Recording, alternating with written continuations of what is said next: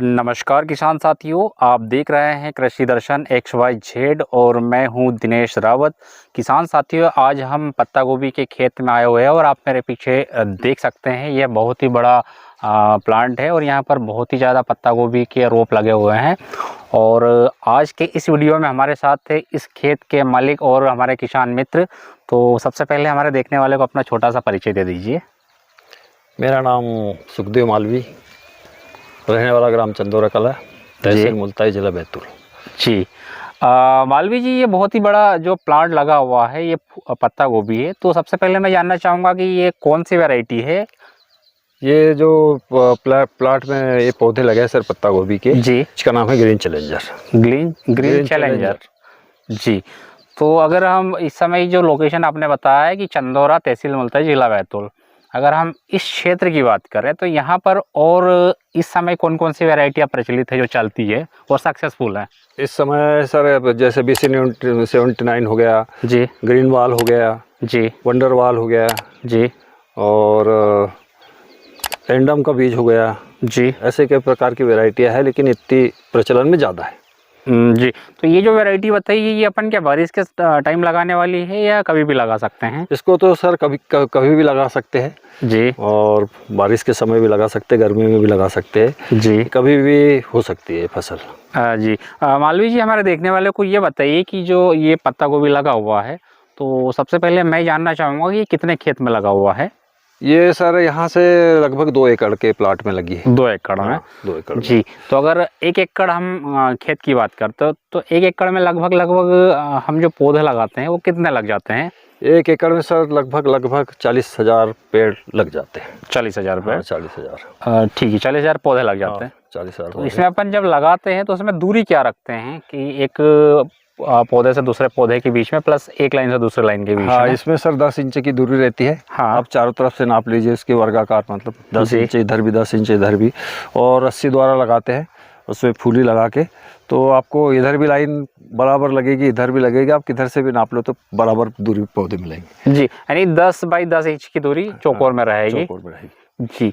तो क्या इस पौधे को सपोर्ट देने की भी ज़रूरत पड़ती है या नहीं पड़ती है? नहीं, इसको कोई सपोर्ट देने की ज़रूरत नहीं पड़ती क्योंकि इसके पत्ते नीचे से फैलते हैं। हाँ। तो इसका मतलब गिरने का कोई चांस नहीं रहता। मालवी जी, जैसे ये पौधा लगा हुआ है तो इसको क्या अपन ने नर्सरी से पौधा बुलाया है या खुद ने अपन ने रोप तैयार किए हैं? नहीं, ये मतलब अपन ने बीज मंगाया, जैसे बीज की दुकान से बीज लिया, पैकेट में बीज आता है। हाँ। 200 से 250 रुपये लगभग एक पैकेट। जी। और उसकी फिर क्यारियाँ बना के हाँ। उसकी रोपनी कर देते हैं। तो ये समझ 20-25 दिन, 1 महीने के अंदर अंदर रोपा तैयार हो जाता है आपका। ठीक है। तो जब हम रोप तैयार करते हैं, नर्सरी तैयार करते हैं, तो उस समय हमें मतलब क्या ध्यान रखना पड़ता है कि हमारे प्रॉपर पौधे बड़े हो, तैयार हो?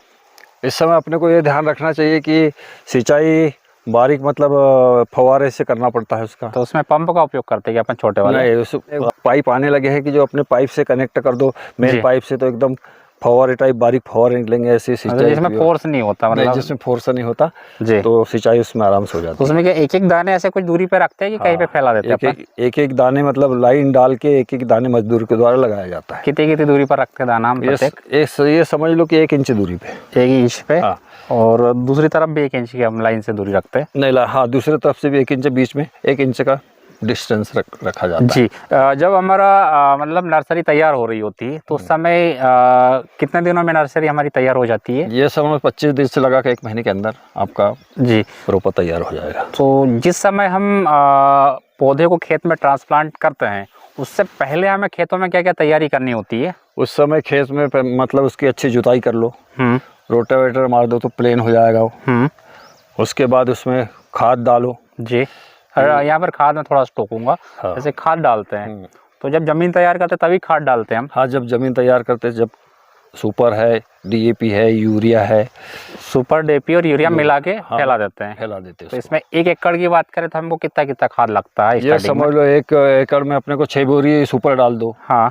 1 बोरी DAP डाल दो। हाँ। और पोटाश डाल दो 1 बोरी।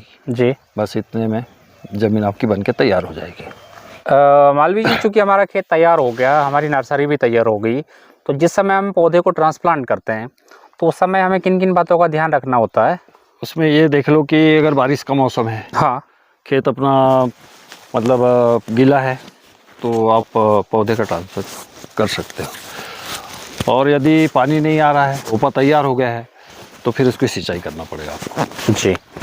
उसके बाद मजदूरों से मतलब रस्सी बना के उसमें 10-10 इंच के चिन्ह लगा के जी। और आप मजदूरों से रोपाई कर दो उसकी। ठीक है, यहाँ पर मैं एक बात और आपसे पूछना चाहूँगा, आपने ग्रीन चैलेंजर्स के बीज यहाँ पर लगाए हैं, मतलब हाँ। नर्सरी तैयार की, तो ये हमारे आसपास के मार्केट में किस दाम पे मिल जाता है? ये तो फसल के ऊपर रहता है, अधिक अगर फसल क्षेत्र में निकल रही तो रेट थोड़े कम हो जाते हैं। नहीं, मैं सिर्फ जो अपन बीज लाते हैं हाँ। नर्सरी के लिए, हाँ, उसकी बात कर रहा हूँ। बीज लाते हैं तो 200 से लगा के 250 रुपये पैकेट मिलता है। और 10 एक पैकेट में कितने दाने होते हैं? 10 ग्राम। 10 ग्राम। 10 ग्राम। ठीक है। मालवी जी, चूंकि यह एक प्रकार की नकदी फसल है और प्रत्येक किसान अगर ये खेती करता है तो वो चाहेगा कि उसको 2 पैसे अधिक मिले मुनाफे के तौर पर, तो इसे लगाने के पहले हम कौन से समय का ध्यान रखें कि किसानों को प्रोडक्शन के समय इसका अच्छा दाम मिले और इसका मतलब कि उत्पादन भी अच्छा हो? अगर आप इसको लगाते हैं जून के माह में, अगर लगाते हैं जून के माह में नर्सरी अगर डाल के, ठीक है, तो आपको रेट तो अच्छा मिलेगा। हाँ। लेकिन फसल थोड़ी बारिश ज़्यादा होने से फसल में थोड़ी दिक्कत आती है जी।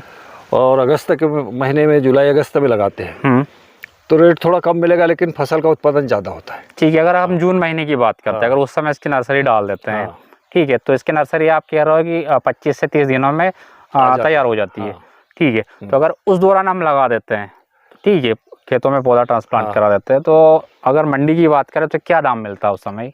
फिर आपकी सितंबर के माह में फसल मार्केट में आ जाएगी तो आपको 15 से 20 रुपए प्रति किलो के हिसाब से खेत से चला जाएगा, आपको कोई दिक्कत नहीं होगी। अच्छा, ठीक है। तो ऐसे अगर हमारी फसल ठीक ठाक रही और इसका प्रोडक्शन अच्छा रहा, तो जैसे प्रति एकड़ की अपन बात कर लेते हैं, जिसमें 40,000 के लगभग पौधे लगते हैं, तो इसमें हमारा जो टोटल अगर हम कुंटल में बात करते हैं तो लगभग कितने कुंटल का उत्पादन हो जाता है? 1 एकड़ में समझो कि 30 टन माल निकल सकता है आपका। 30 टन? हाँ जी। और 30 टन में अगर हमारा मंडी का रेट अगर 20 रुपये प्रति किलो चला गया, हाँ, तो 6 लाख रुपए की आपकी हो जाएगी। अच्छा, तो अगर इसी प्रकार से हम प्रति एकड़ खर्चे की भी बात कर लेते हैं, तो उसमें समस्त खर्चा हो गया, खाद हो गया, निंदाई हो गई, गुड़ाई हो गई, नर्सरी हो गई, लेबर हो गया, प्लस ट्रांसपोर्ट का मिला ले, तो लगभग 1 एकड़ पर कितना खर्चा एक सीजन में हमें बैठ जाता है? एक सीजन में ये समझ लो कि आपको ज़्यादा से ज़्यादा 70-80 हज़ार रुपये लगेंगे, बाकी सब बचत में। अच्छा, 1 एकड़ पे 70,000 के लगभग इसमें खर्चा बैठेगा और बाकी जो अगर आपका बच रहा है तो वो शुद्ध मुनाफा है। जी।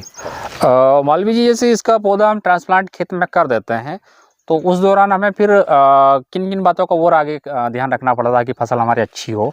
अच्छी फसल हो इसके लिए समय समय पर मतलब इल्लियाँ लग जाती है उसमें, हाँ, तो दवाइयों का स्प्रे। अगर मान लो सड़न की बीमारी आती है पेड़ में तो फंगीसाइड दवाइयों का उपयोग, हाँ, अधिक से अधिक। और ऐसी इस प्रकार की दवाई आती है जो आपका गट्ठा ठोस बनाए, वजनदार बनाए, हाँ, इसके लिए भी मतलब दवाइयों का उपयोग। और आजकल तो बाल्टी आने लगी है जो जिसमें खाद में मिला के देने के, तो उससे मतलब फसल अच्छी तैयार हो जाती है।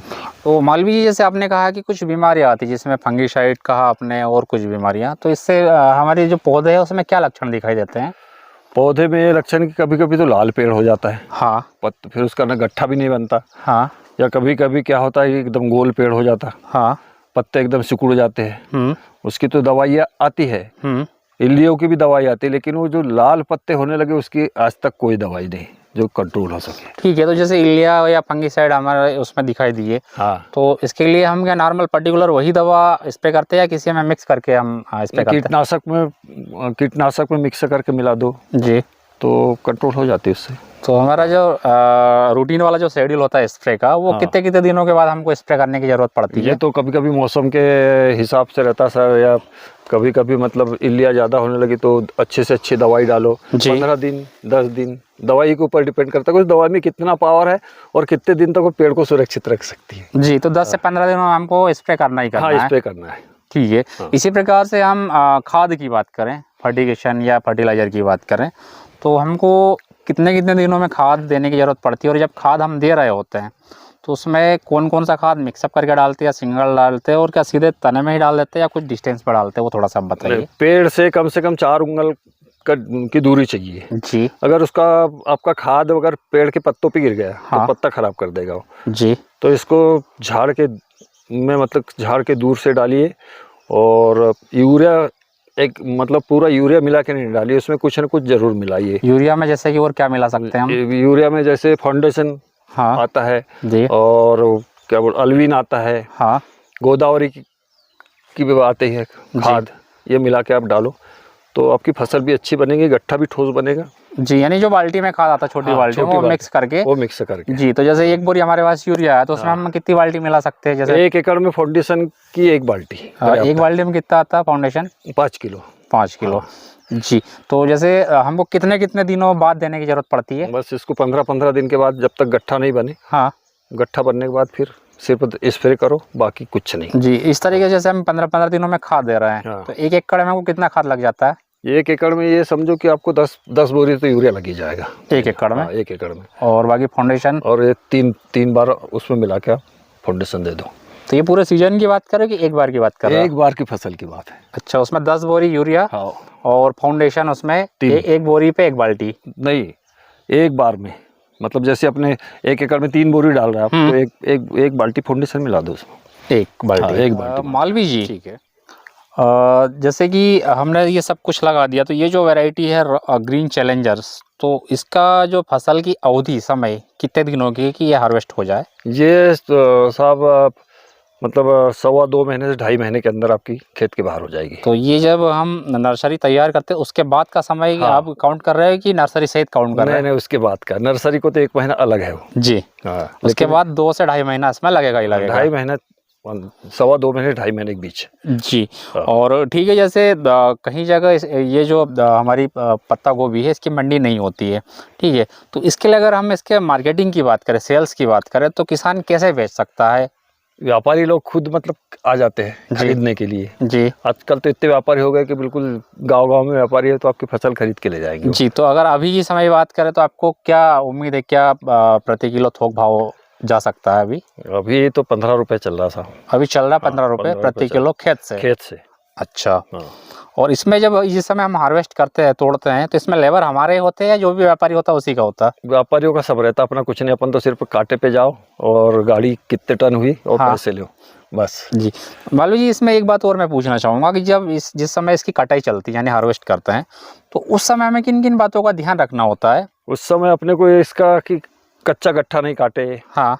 छोटा मतलब जो आया नहीं है वो गट्ठा नहीं कटना चाहिए, तो डबल से अपन कटाई करेंगे तो फिर उसका भी अच्छा वेट आ जाएगा जी। हाँ, ठीक है। इस वीडियो को देखने के बाद हमारे किसान मित्र यदि आपसे संपर्क करना चाहें और कोई जानकारी लेना चाहें तो ऐसा कोई कॉन्टैक्ट नंबर बताना चाहेंगे जिससे आपसे संपर्क कर सकें? हाँ, मेरा मोबाइल नंबर है 88 21 95 44 63।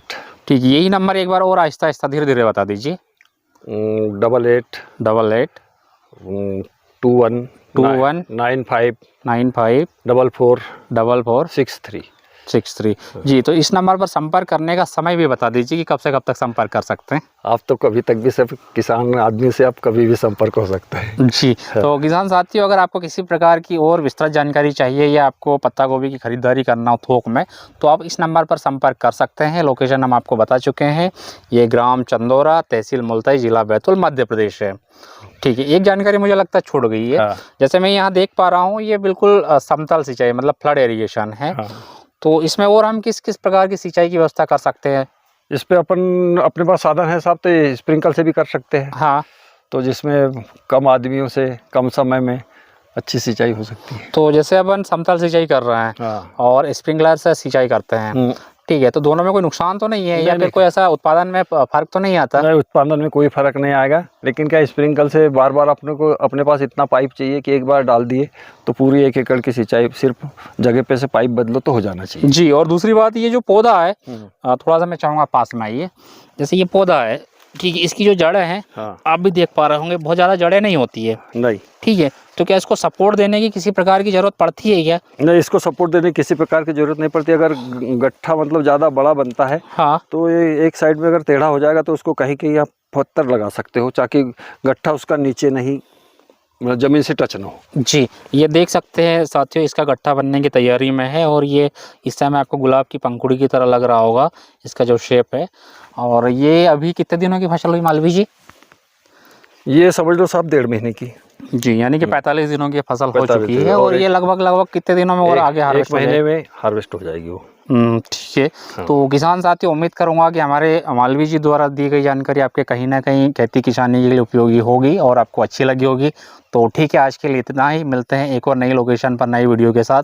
तब तक के लिए जय जवान जय किसान। तो किसान साथियों, अभी आपने हमारे किसान मित्र सुखदेव मालवी जी से इस खेती के संबंध में पूरी जानकारी सुनी और ये उनके सुपुत्र है। तो आप थोड़ा सा अपना परिचय दे दीजिए। मेरा नाम ओम प्रकाश मालवी है, चंदौरा कला क्रमांक 1, तहसील मुल्ताई, जिला बैतूल का रहने वाला हूँ। ओम प्रकाश मालवी जी, हमारे देखने वाले किसान साथियों को कोई संदेश देना चाहेंगे इसकी खेती को लेकर? मैं ये संदेश देना चाहता हूँ कि सभी किसान थोड़ी थोड़ी पत्ता गोभी लगाना चाहिए, क्योंकि इसमें पैसा बहुत अच्छा बन जाता है जी। तो बरसात के लिए सभी इसका लगा सकते हैं पत्ता गोभी। जी, तो ठीक है ओम प्रकाश मालवी जी, आपने अच्छा संदेश दिया, उसके लिए आपका सभी किसान साथियों की ओर से बहुत बहुत धन्यवाद। जी।